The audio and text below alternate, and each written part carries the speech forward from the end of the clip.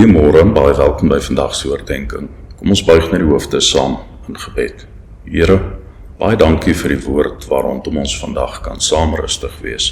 Amen. Paulus skryf in 1 Korintiërs 2 vers 6. Tog is wat ons verkondig wysheid, maar net vir die wat daarvoor ryp is.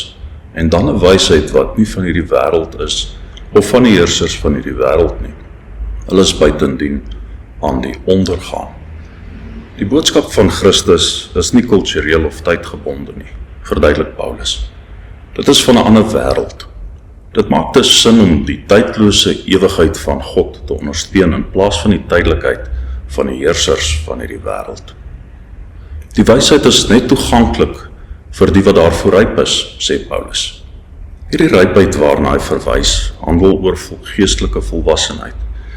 Die Korintiërs was daarvan oortuig dat hulle geestelik volwasse was, maar hulle het ontbreek aan insig en die nodige toewyding aan ons Here Jesus Christus.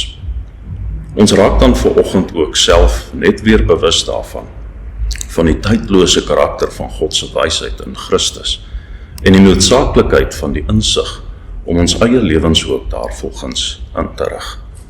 Kom ons bid saam. Here, mag U Gees ons lewenswandel konformeer met U wysheid in ons Here Jesus Christus. Amen.